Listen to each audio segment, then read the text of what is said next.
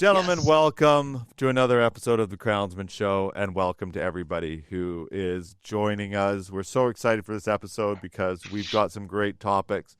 It's brought to you by Cranky Old Men Drinking Beer, which is how Rory and I make our entire living now, just off of that. Rory, we dropped everything else in our business model, and we rely solely on Cranky Old Men Drinking Beer to fund this entire endeavor. It's been fantastic. Yeah. You're worth every penny. Yeah. Worth every penny. Thank you for coming back. I mean, you wouldn't have watched the last two episodes, but we appreciate you coming back. Yeah. Yeah. We weren't going to let you go anyway, but okay. And you'll know that we appreciate you if you do happen to go watch those episodes that talk about our appreciation. This show is one of the highlights of my life, which, begs the question of what my social life is like, but I'm glad to be here. Yeah, one of my favorite articles is you literally wrote an article about your dog pooping. This is true. Yeah, that's when you know you have a busy social life. I'll tell you, I wish I had the camera because up at the cottage, there's a tree and there's a sign on it, no dumping, and that dog goes right there every time. Like it flouts authority at every step of the way, but I like this dog now. I like it. Oh yeah. Yeah, let's go. Okay, let's get into it. Roy, let's do the pour for first. I did do the intro. Mr. Roy Slack, Rory Bamford, Jerrod Downey. We've got Zarina in the house producing. Are you having a snack? Well, you're having a beer. Zarina's on the ones and twos, but Zarina is having a peanut butter and jelly sandwich. You realize you're going to be on camera, right? It's a no judgment zone. You can't see the food on the camera, so I'll just go like this. Rory, our team is losing their minds. I can see that. And it's not might because see of the leadership. food on the microphone. Must have been too warm today or something. Yeah, I'm going to check. Everybody, let's do the weekly beer check of the mug. Oh, right. Oh, did you not clean it again? Oh, it's clean. Yuck. You're disgusting. Why are you telling me to frig off, Roy? That is so rude. That's Nasty. unbelievable. Nasty. Nasty. So the story behind this beer, we've been on the West Coast and now we are on the East Coast. This is from Dartmouth, nice, Nova Scotia. And this was, Nine Locks was actually a winner at one of our AGMs. Nice job. What is happening? Don't mind me. I'm not on camera, Roy. Just ignore it. And it was a winner with their Get the Hell Out Stout. And this is frig off. So if you're looking for a cordial welcome from the East Coast, Nine Locks doesn't have it, but we did review this beer before, and I got a note back from a comment from a visitor that told me that Frig Off was a tribute to the Trailer Park Boys because it's a expression they use on the phone, and the show is filmed in Dartmouth and in Halifax. And in fact, Get the Hell Out Stout is another expression that they use on the show. I'm not familiar with the show, but a little bit of trivia for you on the background of the name. Well, I'll tell you right now, Devin, who was the producer that ditched us for like the last 6 weeks because he got a big commercial or multiple big commercials. Leaves us. Yeah. Whatever. Devin. Apparently you have to pay people or they... Yeah, anyway, whatever. We won't get into that's horrible of him. But he is a huge, huge Trailer Park Boys fan. I mean a real fan. Like, on our trips, he just travels watching Trailer Park Boys. He even had their glasses at one time. We were on the plane going up to Edmonton. Bubbles. He had Bubbles glasses. Bubbles. Yeah. Goggles. Yeah. Yeah, he loves it, hey? It's awesome. He just loves it. It's funny seeing, like, because I've never watched, like, hardly more than a few minutes. I'm just like, what is it? I never got it. He's like. But when someone likes something that much, it makes you want to be like, okay, what am I missing? I think it got big in the States. I think that Huge, show was so out there. Yeah. Same with like quarter gas. Let's talk about our heavy industry world tour brought to you by Savannah Equipment. Find, market, and sell surplus and used equipment. And Corporate Traveler Canada, helping companies travel the globe simpler, faster, easier. We are heading to events across North America and Australia and filming episodes on location. Email us at info@crownsmen.com to be part of Crownsmen's Heavy Industry World Tour. Are you facing the challenges of CO2 shortages in your construction projects? Secure your CO2 supply today with Tomco Systems, the pioneers in CO2 equipment solutions. With over 45 years of experience, Tomco transforms challenges into solutions, offering a comprehensive range of CO2 products for water treatment, storage, and transportation. Tomco Systems' patented CO2-based water treatment and wastewater treatment solutions have gained global recognition for their efficient and precise pH control systems. Whether you need pH reduction for municipal process treatment or industrial wastewater, their line of carbonic acid storage and feed products will provide you with 95% or greater efficiency in reaching your target pH. Don't let shortages slow you down. Visit tomcosystems.com to learn more. Reduce tire-related production interruptions and enhance vehicle safety with Durand tire monitoring systems designed for off-road, earth-moving, and industrial equipment. Real-time access to accurate, reliable tire pressure and temperature information helps operators and supervisors maximize equipment performance and tire life. Durand tire monitoring systems are designed to withstand extreme operating conditions while featuring simple installation and low maintenance. Visit durandmfg.com for more information on how Durand can help reduce equipment downtime and improve safety. You know, I had never, I'd never watched the show really, but when we first went up to Hemlo, it was 1984. My wife and I went up to Hemlo, big mining. There were 3 mines being built. I was chief engineer on one of the projects, and we got a trailer behind the Red Dog Inn. Oh, yeah. How romantic does that sound? And Most. our oldest child, our daughter, was born in Marathon. And Say in the trailer. I was like, oh, no. I no, thought no, you in were gonna say the Maine, 5-bedroom and I was like, hospital just all down the right. road Okay, got it. with the helicopter on the pad in case there was complications. And whether I told this story or not, so I didn't go into work that day. And the next day I went into work and my boss said, "Where were you?" And I said, "Susan had the baby." And he said, "I didn't ask where your wife was, I asked where you were." Anyway. So good. So our kids, we tell our kids we lived in a trailer and they go like trailer park boys. And my wife is really offended. No, it was a nice trailer. It had 3 bedrooms. It had a beautiful, and the kids are going, yeah, sure, Mom. Did it have Anyway. vinyl flooring? That's And was there carpet in the bathroom? Bears on the stairs. well, it's like Bears on the woods. it's like our family's a bunch of rednecks, and it's so funny because we don't think of ourselves at it because you live in it, so you think you're not, but then you're around normal society, and you know I've been in Vancouver a few years now, and it's like okay, no, I'm not the same. Well, we thought we were moving up because we had a place behind the Red Dog Inn. And after a year, we were able to move into the trailer park where all the other trailers were. So instead of 4 trailers behind the Red Dog Inn, we were in a neighborhood now with neighbors. It was we were moving on up. And I bet that trailer park even had an above ground pool. Well, wasn't that fancy a trailer park? Oh, okay. You That can was see why they. luxury growing up, the above ground pool. But see, this is the redneck side of me. I saw a redneck pool, an above ground pool, the other day, and I was amazed because this person had built in a proper concrete foundation with a big umbrella to protect from the sun when they were in that part of the pool.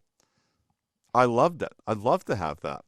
Genius. Really good for the kids too. A little safer, you know. Little safer, yeah. Always good for a good story with a dog when it just gets too upset and jumps in or out. When you need support and results with your project safety, call Kaizen Safety Group Inc. Breathing air, gas detection, technical rescue, and safety advisor services, all driven by their proprietary industry-leading safety culture and leadership programs, are the positive safety difference you've been looking for. Kaizen Safety Group Inc., committed to the continuous improvement of your workers' safety and well-being. Visit kaizensafety.ca to learn more. Attention builders, we've got everything you need to know about the grit and grind of the construction world in one show. The Construction Show is where you can share your expert techniques and strategies to help keep the crew strong and construction sites secure. From foundational tips, industry trends, safety strategies to advanced equipment and machinery. Be part of the voice of construction. Book your episode and showcase your company to millions worldwide. Visit crownsmen.com. Yeah, good. Okay, let's get into topics. This is a heavy industry show, and we have not even told people that. So if you're a first-time viewer, there is more to this show than just us talking about nothing. We'll kick off. Rory, I do a top 5 every week. It's a new segment that I've got. Yeah. So excited to deliver that and get your feedback. So I was going to do just the top 5 power plants, but then I realized I would just be saying China, China, China over again. So I went with top 5 power plants by power source. So we get a little bit more interesting. Now, of course, it does start off with China. Three Gorges Dam in China. Hydroelectric power station with 22,500 megawatts. It's got 32 Francis turbines. We're going to bring up a chart here to show you what the Francis turbine is. Basically, for anybody who doesn't know, it efficiently converts the potential and kinetic energy of water into mechanical energy. You'll see it on the graph right there. It's got 32 of them. I'm already getting laughed at. This is a serious show now. We got to pivot. No, as an engineer, I'm always interested when non-engineers try and explain something that's engineering related. Keep going. You're doing great. And then it makes more power for more people. And the water feeds. Okay. Power to the people. Power to the people. Are we on 1 or 2 still? We're still on number 1. Okay, gotcha.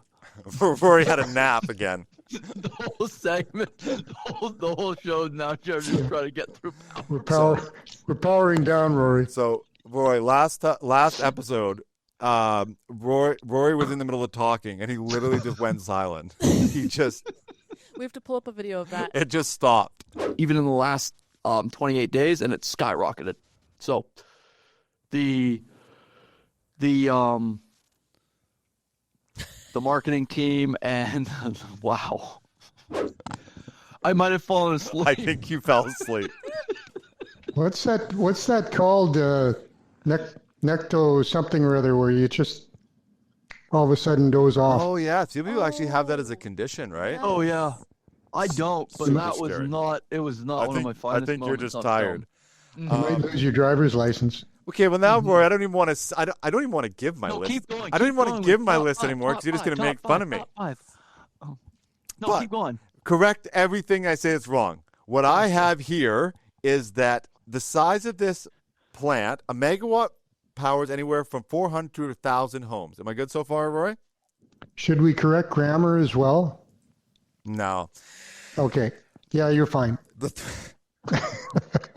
The Three Gorge Dam, it would power between 9 million and 22 million homes. Now, of course, it's not just powering homes, but that's what it could power.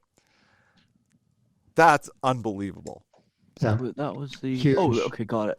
And how do you say that in Chinese, Jerrod? You say it, Three Gorges Dam. Got it. Gorgeous, not gorgeous. Yeah, that's what I was wondering.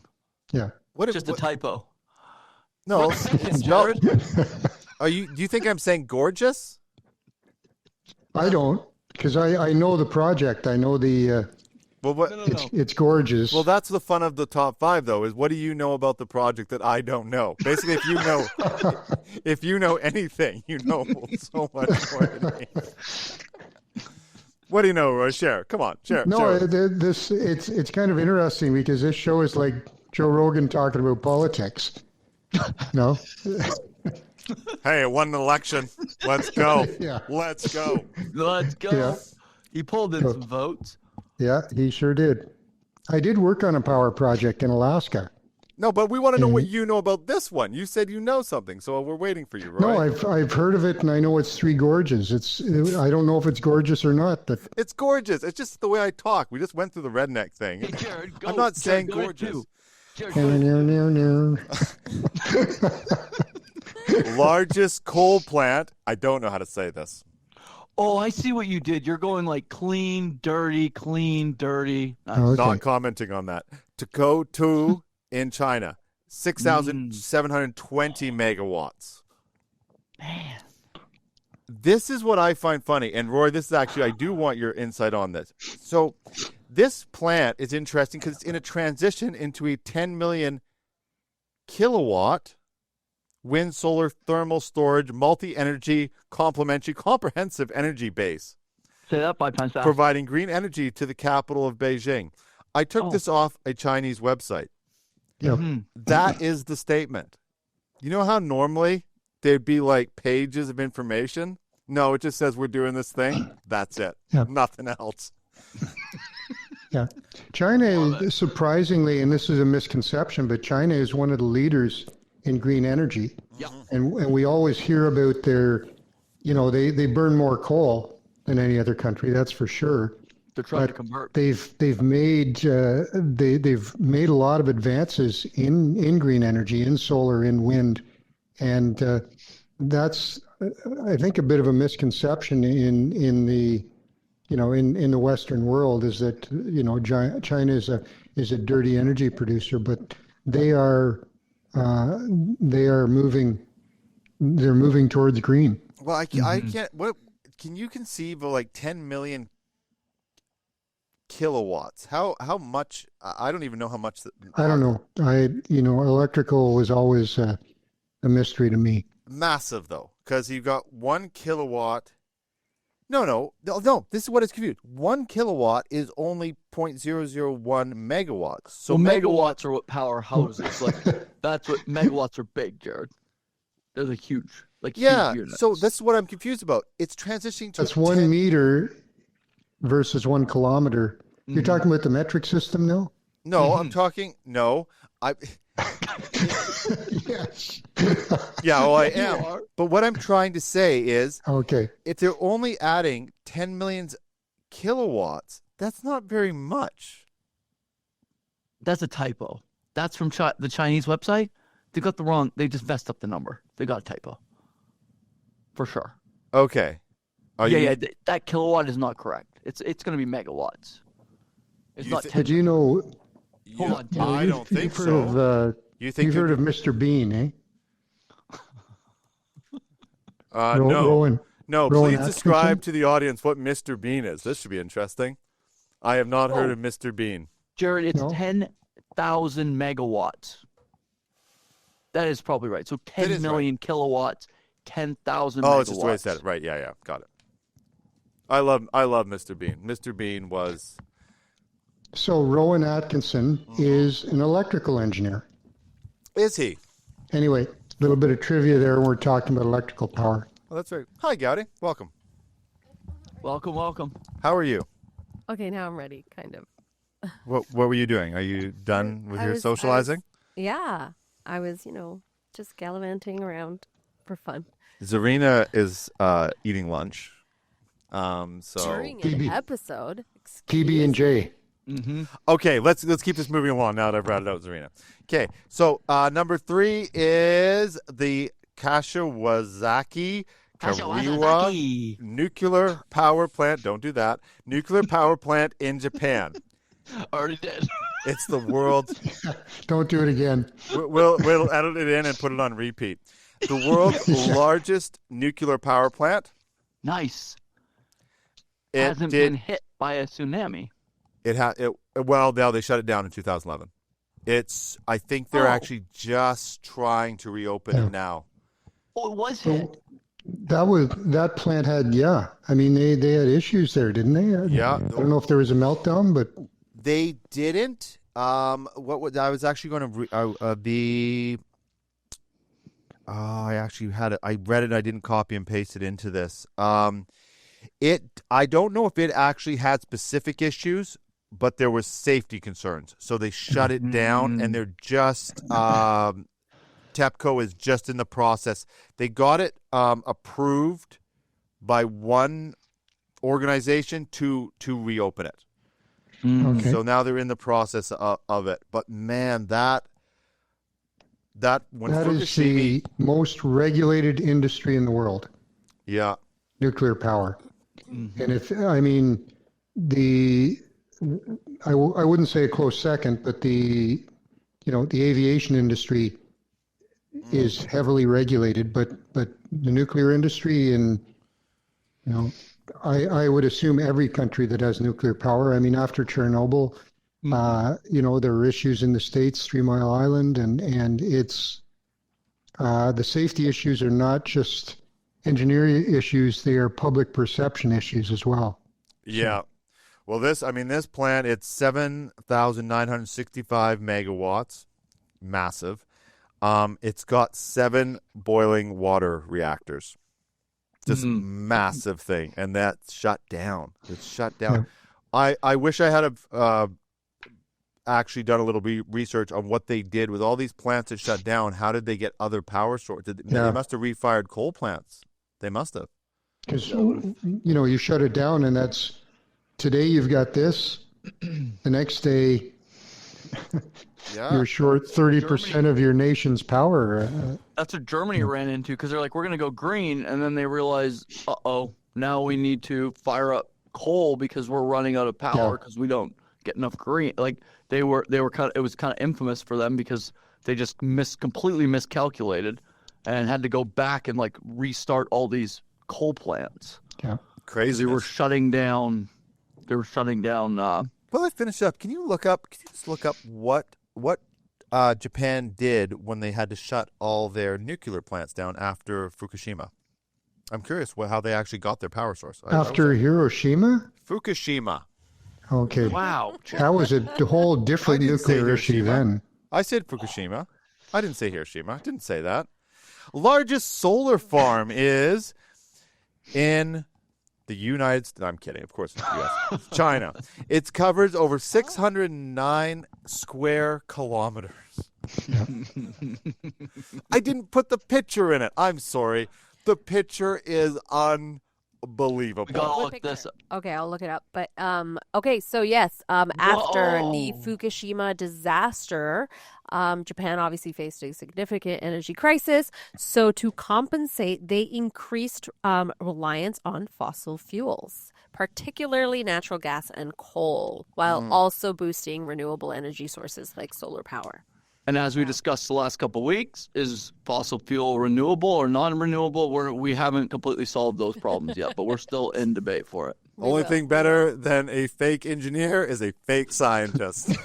And we're covering all. What do you say? Fossil fuel is renewable? They're going to wait another 20,000 years for the dinosaurs to turn into oil? Or I don't know what the years are. No, but, they're going to remake the dinosaurs. Yes, because they did make that wolf, the dire wolf. They brought that back.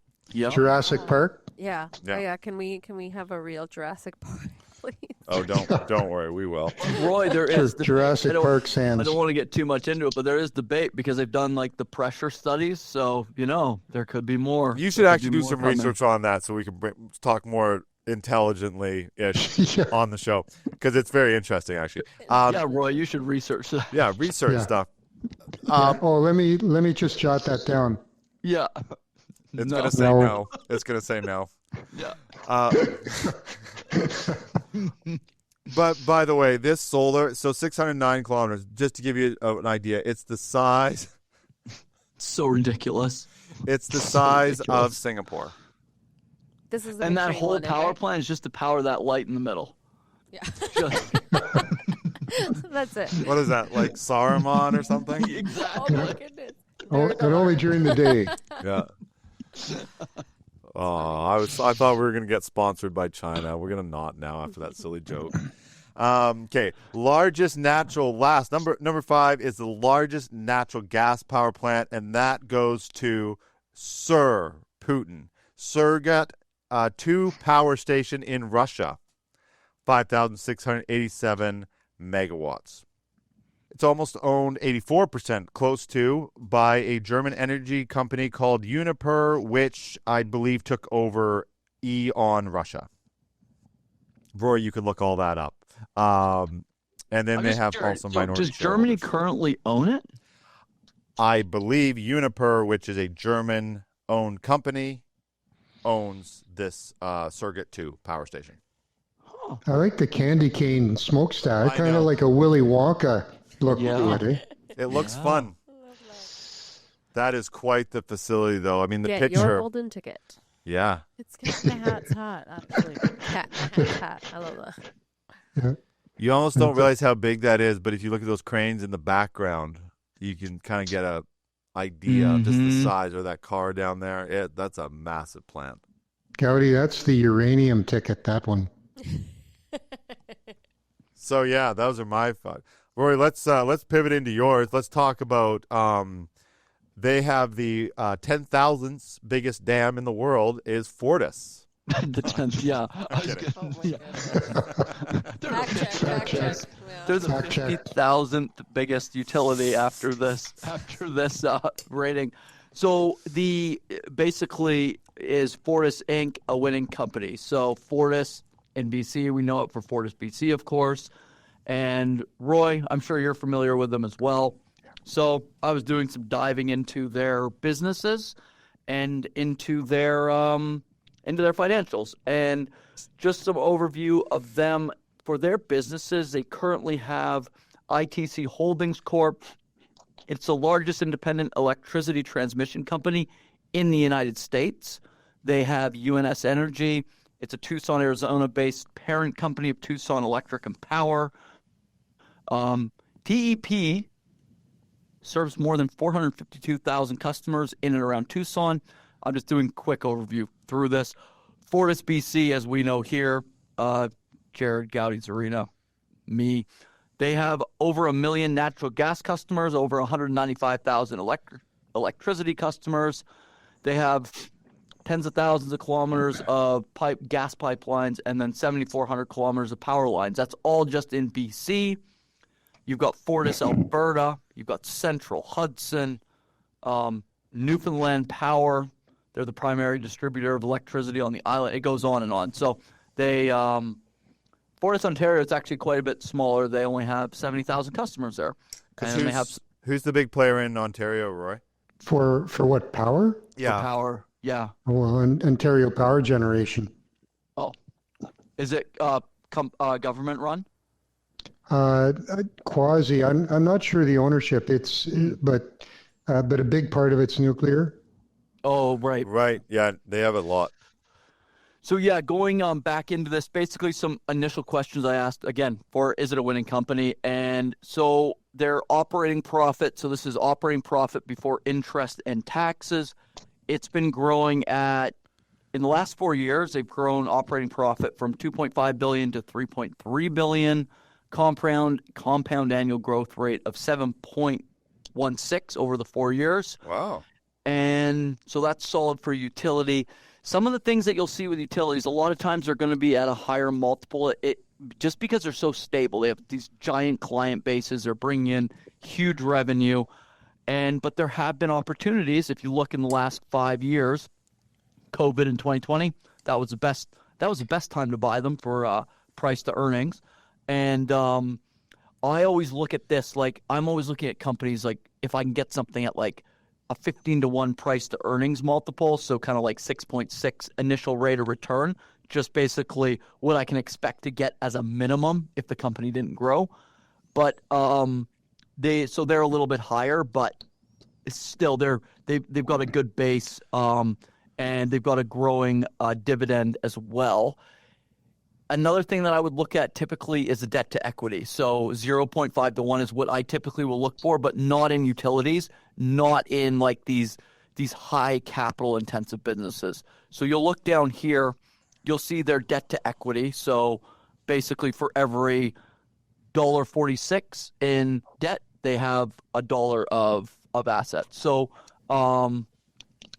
it is higher, but again, their utility, they talk about right on their website, they're investing to grow their power output. So there's some really good things that they're doing, and you do see their prices are fluctuating with the low to high price to earnings.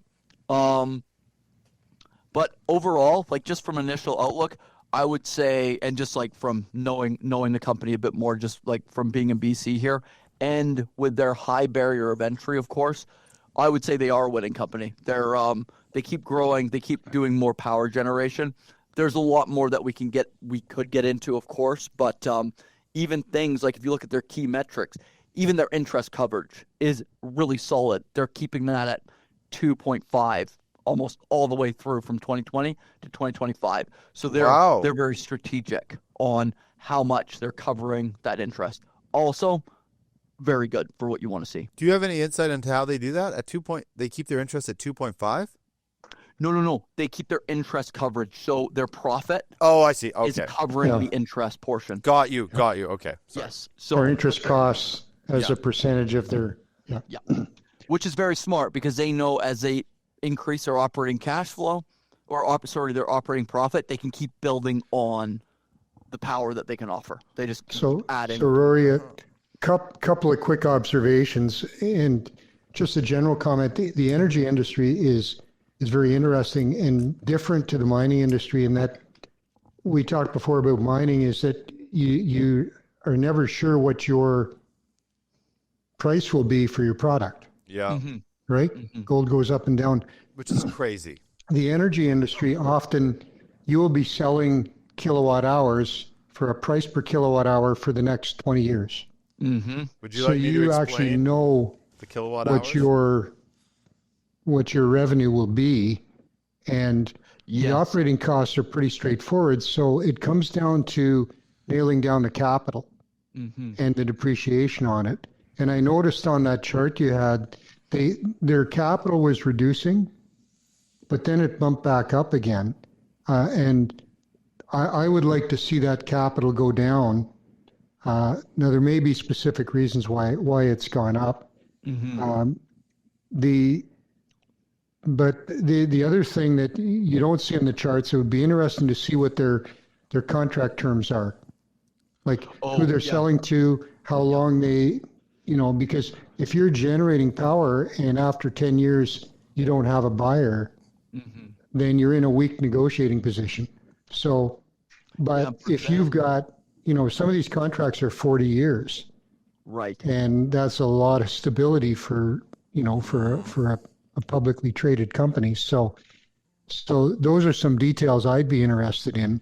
And Roy, I wanted to look at that one you said about like their capital. So basically they're investing. So I'm going to go to their cash flow statement here. Gally, I'm going to drop this in here so we have it.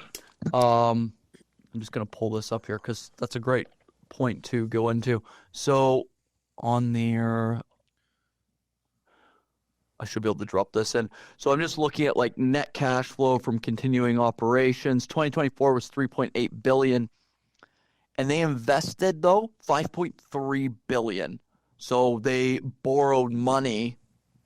And actually, that's a common theme, Roy. So in 2023, net cash flow from continuing operations, $3.5 billion. Yeah. They invested $3.7 billion. They're building up, it looks like, again, I'd have to look into this more, but like what you're saying, Roy, and what they're talking about is they're growing their energy their Capacity, their sure. energy capacity. They're also doing that in mind. They want to keep growing their dividend rate by 4 to 6% a year. So they keep rewarding those shareholders. Essentially, they're going to the shareholders saying, we're going to keep spending more money, getting more power, and we're going to keep managing that so you get more as well. So that's a little bit different than, because a lot of companies won't pay dividends if their capital requirements outweigh their income. Yep. Right. But in this case, their capital outweighs their cash flow, but they're still paying dividends. So they're bank financing, or however they're financing their capital, which of course is not a problem for a company their size. And that's what you're asking, Jerrod, about their interest in there. Yeah, they are. They are doing some financing to drive that, to support their capital. So I looked in their financing for like their debt maturity schedule as well. So right now their total liabilities in 2024 is $47 billion, but they have total assets of $73 billion. But going into their debt maturity schedule, in years 1 to 5, so the next 5 years, it never goes above $2 billion in their maturity schedule. So they've got that thing they've got it set up. Well, yeah, I mean, they have set a limit where they can make sure they can always, if there's a call.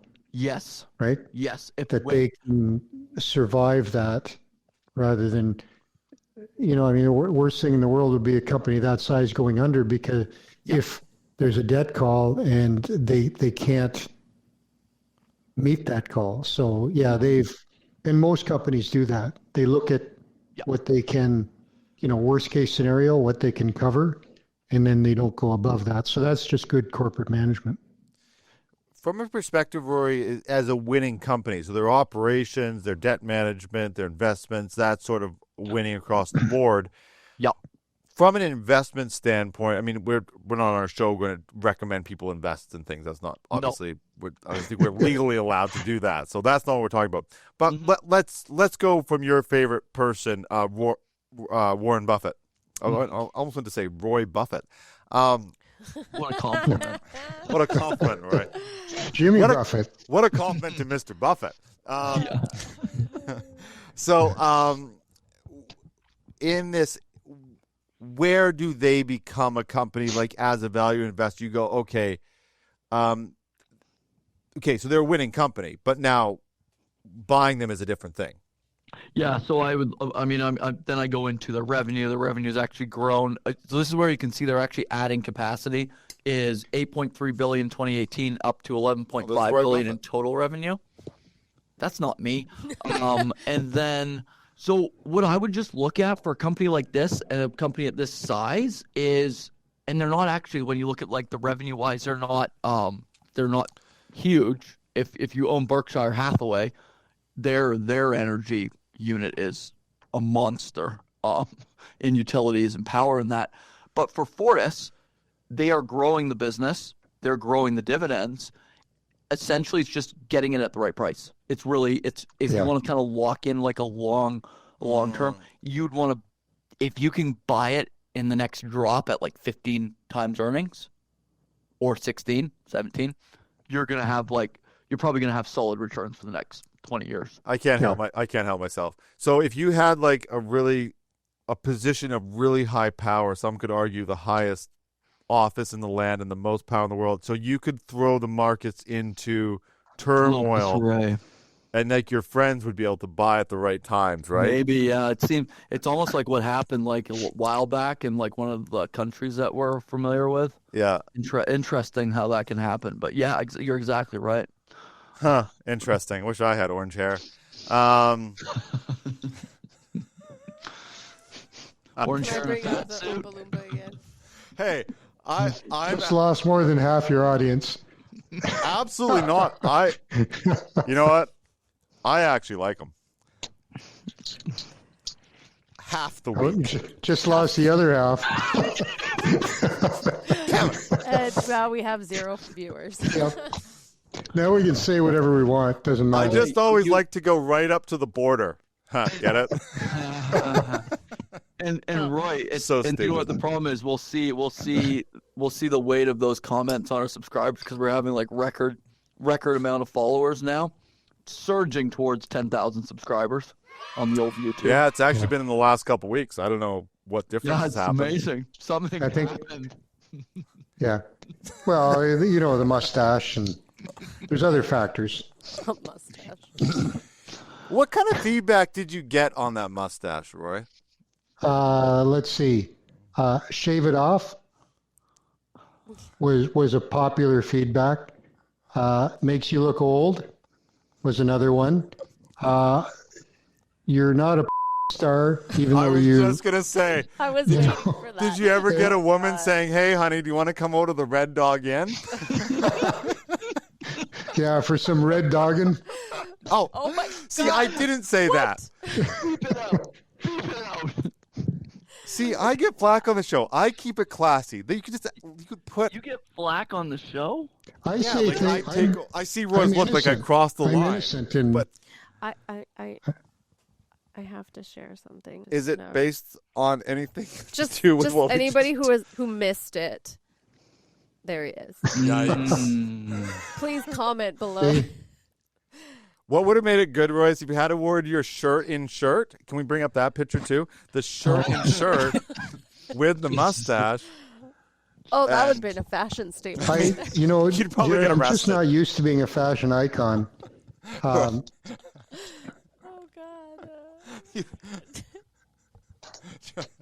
I'm going to stop. Serena just left, by the way. Where were we? I don't know what we were talking about. The Red Dog Inn, I guess. The red dog. And that's a segue into Roy's topic. Roy, what's been on your heart and mind this week? So I had a serious topic which will benefit our viewers. Are you saying Fortis doesn't? We've talked about negotiation, and most of my focus on negotiation has been about win-win. But when we do the course on this, we recognize that there are times when you're going to get into a situation where it's adversarial, and it's not a win-win. And how do you deal with that? And a couple of examples. We had an insurance claim. If you go back to Kennecott landslide, and I can't remember the year, but a big portion of the that's actually more dynamic. That picture is more dynamic than the Kennecott landslide. But the Kennecott landslide, part of the open pit caved in, and we moved our equipment from underground to surface out of harm's way. That was in Utah, right? Yeah. Okay, I got it here. Now, we thought we were out of harm's way, but all our equipment got buried in the landslide. The landslide was far bigger than anyone thought. So $10 million worth of equipment buried. Damn. So we go to our insurance company. We pay insurance. It's up to date. The insurance company says, yes, we'll pay for $4.8 million. And we're going, well, what's that all about? They say, well, that's the only equipment we've got on the list. And according to your policy, every time you bring a new piece of equipment on site, you're supposed to update your list. Now, the instructions from our broker was an annual update. So it turned into a real mess. So, when we talk about negotiations, we talk about win-win, but you do get into situations where, whether it's legal, whether it's adversarial. And so that was it. That was over about a 2.5-year process to get our money, which we did. And, but, that's just one example. I've been through a few of these, not insurance. There was another one where we had to liquidate a company, and we had a partner. And to put it bluntly, we had different value. We had different values, and we had to get out of that relationship. Was he not an engineer? No, not at all. I knew it. How did I know that? Look at that. But there are a few things that happen there, and so I learned some lessons, and one of them about values is don't expect the other party to have the same values you do. It's probably one of the reasons you're in a dispute. And when you do your preparation from negotiation, you have to think about, how low will they go? What you would do in a negotiation is probably not what they would do. Right. We always made sure we took notes, lots of notes in every meeting. Always made sure there was at least 2 people from our group in the meeting. Yeah. Never have one person, because then it's just, you said, they said type thing. For anything, or in ones where there's some hostility? Certainly if you're in a difficult negotiation, but I think in any negotiation, it's good to have at least 2 people from your group. It can kind of save. It can kind of save you, right? Yeah. If it's going good and you want it to keep going good. It can also allow different interpretations. So I may be in there listening to the other party and saying, well, this is what they want, and the other person from our group is going, well, this is what I heard. So it's a good sounding board Roy, I really wanted to ask you something. Sorry to interrupt, but I actually was quite curious. So, because a lot of these things, like insurance claims, and I'm one of the people. Sometimes you feel pretty helpless. Like you can kind of raise hell, but if they're not going to go along with it, it can be pretty ugly and it can be costly. And that, if they say, well, you have to update the equipment that's on the site, how do you win that case? Because is there documentation of them saying, oh, no, just update it annually? That seems like they would have there were two things in that specific instance. One was the instructions from our broker. Written instructions. Yeah. Okay. To update it annually.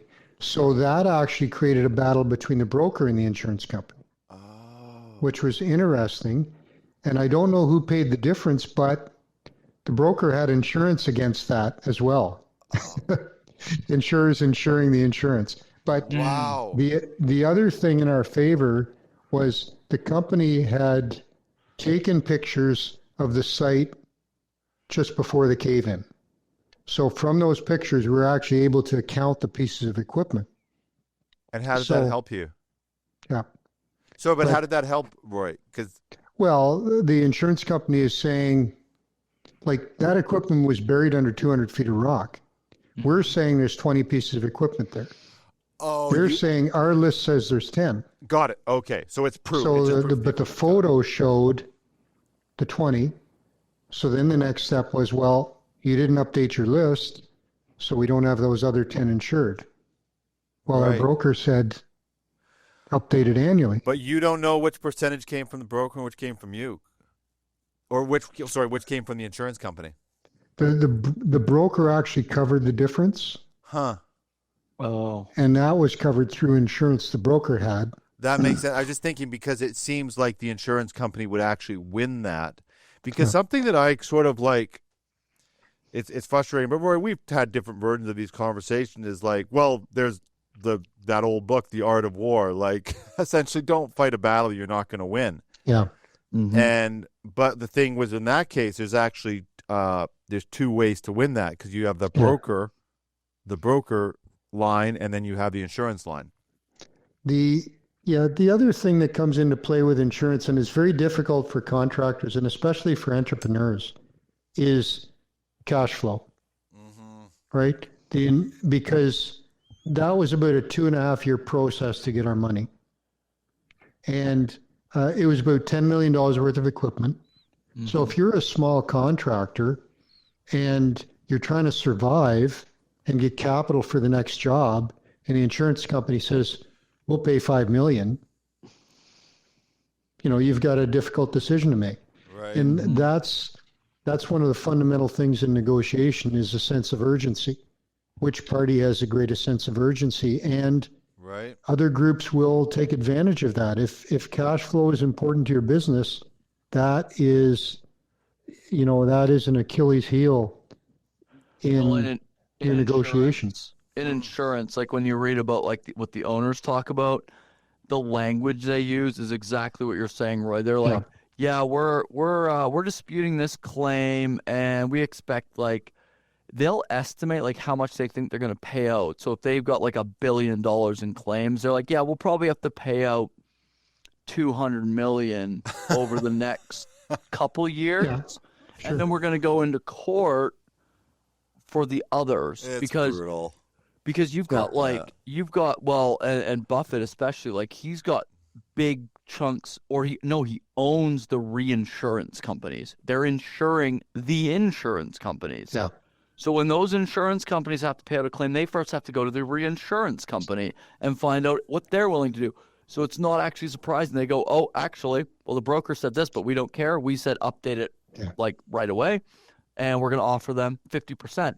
Because if you go along with that, like you're saying, a smaller contractor, if they get that win, they know exactly what they started at 50%. They probably will always come up with a reason to start at that point. When you're doing your financials, the other thing you have to do, you're being audited. You have to estimate what you will get from that claim. Oh, yeah. Because now you're dealing with capital equipment that's gone, and you've got to write that equipment off, and then you've got to look at what income is going to come from the sale of it, so to speak, which is the insurance claim. So there's a whole, and of course there's the legal fees. Yeah. Which can be substantial, as we all know. So difficult negotiations. That's just one example. You know, there are two other points I want to make. Is that you never propose an action that you can't carry out.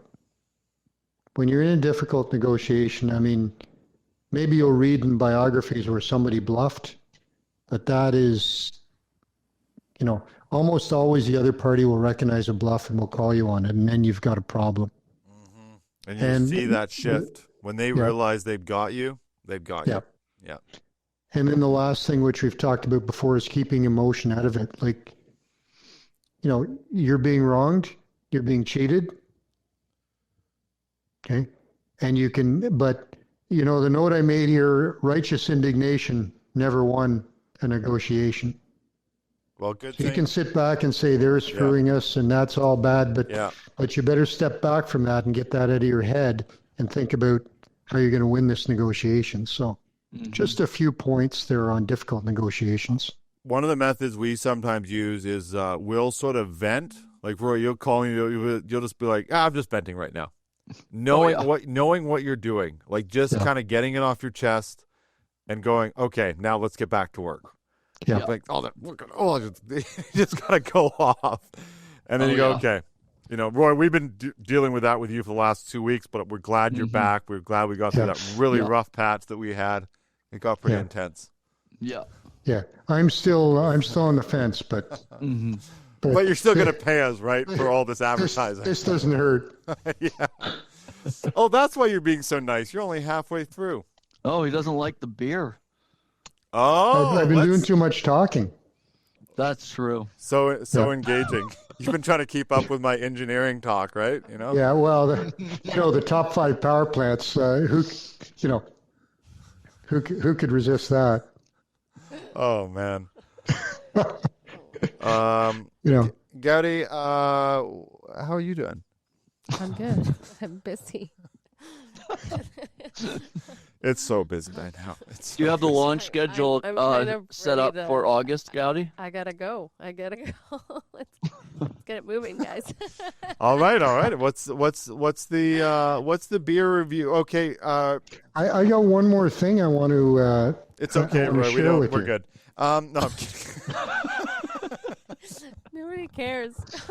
Everybody was way too silent on that. Oh, you're on your second beer. I see. Red Rocket. No, this is an interesting beer. We talked about marketing before. I don't know if you've heard of Sammy Hagar. No. He played in Montrose. He played in Van Halen. There you go. So, but the background on Sammy Hagar is interesting. I mean, good musician, but even if you're a famous musician, you don't make your money in music. And Jimmy Buffett is an example of that. So what Sammy Hagar did was he established a restaurant in Mexico with his bandmates in Van Halen called Huevo Cable, okay, whatever that means. And a few years after they established that restaurant, they established a tequila brand that they started serving in the restaurant. Somebody picked up on it, imported it to the U.S. A few years later, he sold that brand for $100 million. Nice. So you talk about records sold, and I Can't Drive 55, but one of the interesting things was after he established his tequila brand, 2 years later, he had a hit single with the song Mas Tequila. I don't know if you've heard that on the radio, which is more tequila, right? And I mean, I don't speak Spanish, but it's pretty straightforward. He ties everything together. And so now last year he established a beer brand, Red Rocker. That's awesome. The mascot is Bogus Otis. And it's a chicken that looks like it's all confused. And I wondered where it came from. It's on the can. Can you turn it so we can see it? It's really hard to see.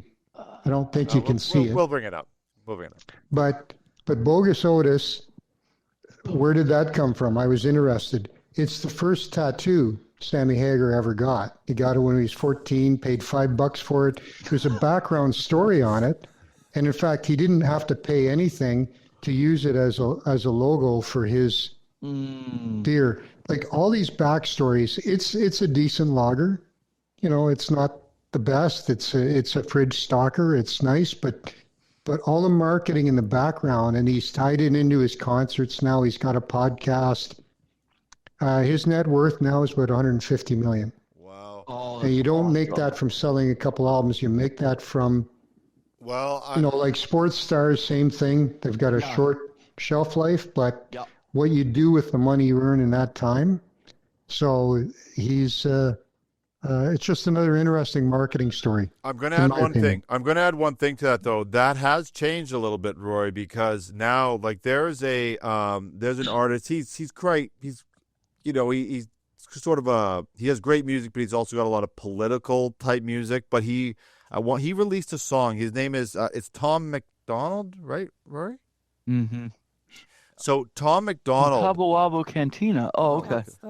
Let's go. Nice. Cabo Wabo But he Tequila. stayed as an independent artist, Roy. At one point, he released a song. It was #1 on Spotify. #1. Who is it? Yeah. It's Tom McDonald. He's a rapper.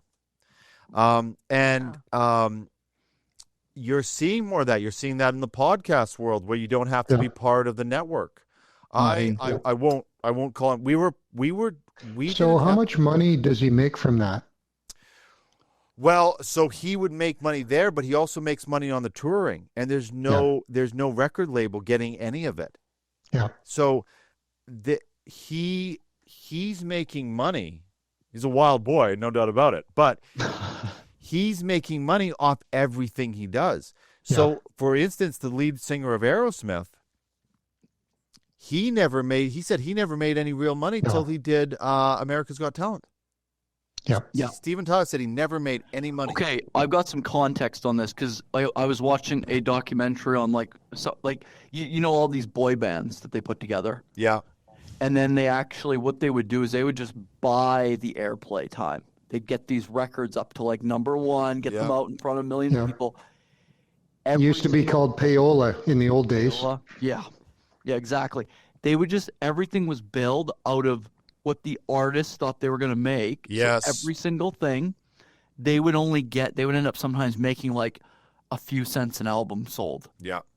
So I saw Jerrod, another kind of political. He was on Rogan, but just for some context, Roy. So #1 on Spotify. It was a song. Jerrod, the guy that was on Rogan, big beard. He had like the rich, like he did it.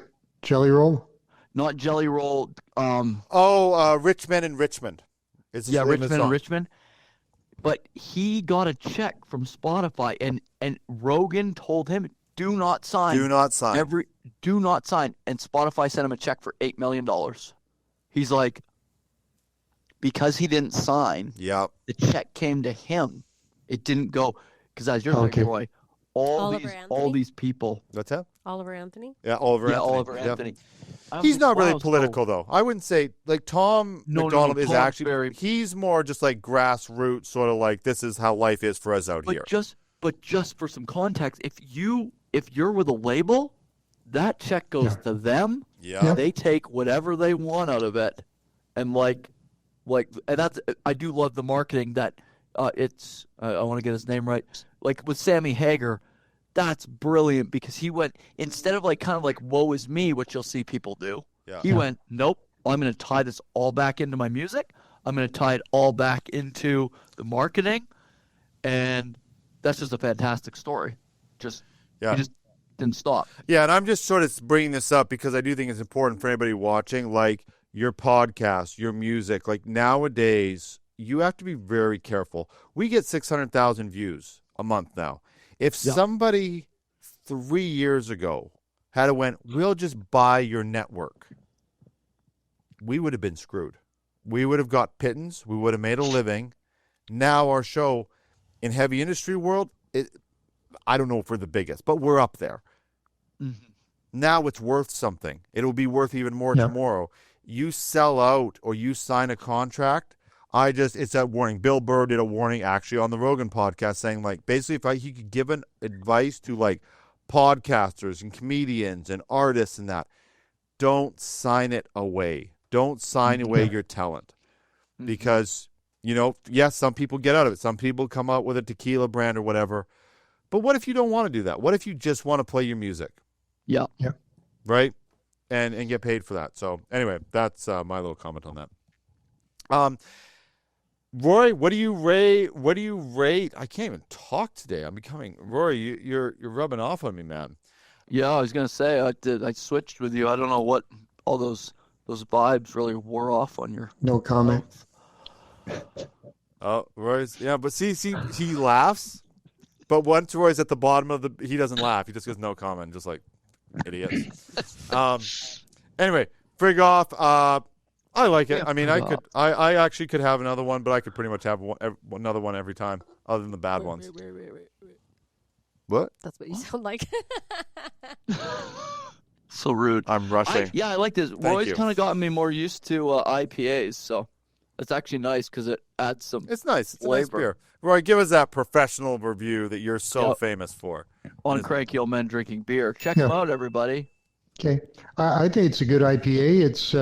It's got that nice kind of citrus flavor to it, and a little bit of hoppy. It's not that bitter. It's easy drinking, but at the same time, it lets you know it's an IPA. I mean, if it's a 15 for me. It's not the best IPA I've had, but it's nice. It's nice. That's good. That's a good rating, though. I like that rating. It lets you know it's an IPA. That's like you actually nailed it. It kind of reminds you, like, no, I'm not just some lager. I'm not pale ale, and I'm not not a session beer. I'm serious suds. Did you already mention that it's 6.7%? Oh, I didn't mention that. Nice. I didn't realize that's got some kick. I thought that's why you shifted the show to the afternoon. It is. I will say, though, it actually is nice. It is nice. It is nice. Let's get more. Let's go. I got to drive, so I need one more beer. Okay. Yeah, you need a traveler. That's easy. Fantastic idea, Jerrod. Oh, you're the one who started shaking when you heard tequila. You're like, what? Making fun of the way I talk. Twice today I've been made fun of the way I talk. Roy, and just for context, Gowdy's always like, and I speak Spanish. We're like, okay, whatever, Gowdy. Oh, does Gowdy like tequila? I love tequila. I don't like it. I love it. Oh, okay. Well, people drink tequila for effect. We literally you have drink beer for the taste. You drink tequila for the result. Yeah. What? No. No, I need to know how to drink tequila. No. Roy, I wanted to pick on Gowdy on this, but I disagree with that. I can't. I'm loyal to the alcohol more than anything. A good tequila is. No, tequila's meant for sipping. Everybody who shoots it, it's not. You're doing it wrong. Have you ever had good tequila, Roy? I've had. Well, I don't know. I love that. I've had tequila. Did you buy tequila at the Red Dog Inn? Oh, they weren't that sophisticated. I think the Red Dog Inn had pepperettes and Molson Canadian. Oh boy. Oh, Molson. We'll call it on this show. We call it Molson Piss. Oh, it maybe is the grossest beer on the planet. It's we don't deal with it on Cranky Old Men Drinking Beer. To be quite honest, although I will confess, in our teenage days, I know Canadian was a go-to. What did we drink, Rory? What was a lot of our stuff that we were drinking? Kokanee.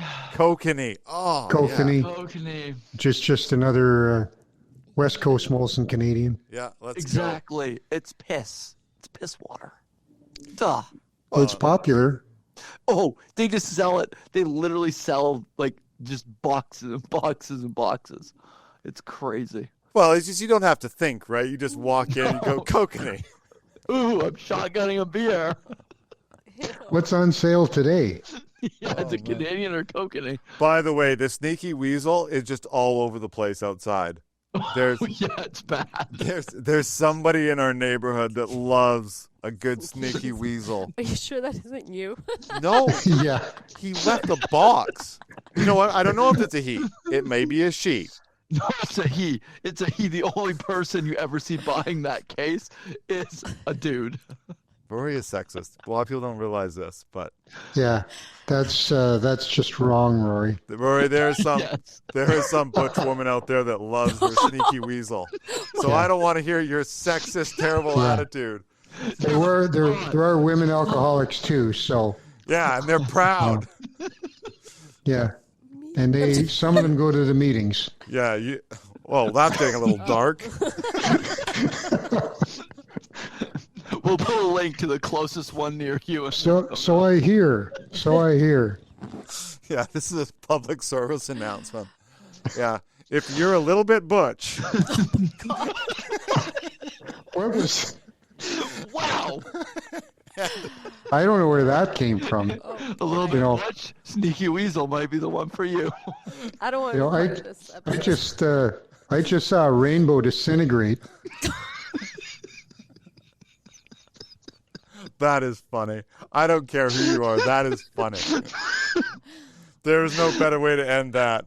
Rory, thank you for being back. We did miss you. Please don't watch the other 2 episodes because a lot of stuff was said. Yeah, get yourself a can. You'd recommend buying a can of Frig off, right, Rory? No, this is my response to the other 2 episodes. I'm an Wow. Boy. No. All right. Fun. Well, thank you, everybody. Thank you, Gowdy. Thank you, Zarina. Thank you, Roy, Thanks. our audience. Petro Canada Lubricants, you guys are the best. Thank you for actually funding us. We appreciate that. Please stay with us. Don't watch the end of the shows, and we'll see you on the next episode. Bye. We don't understand it, but we certainly appreciate it.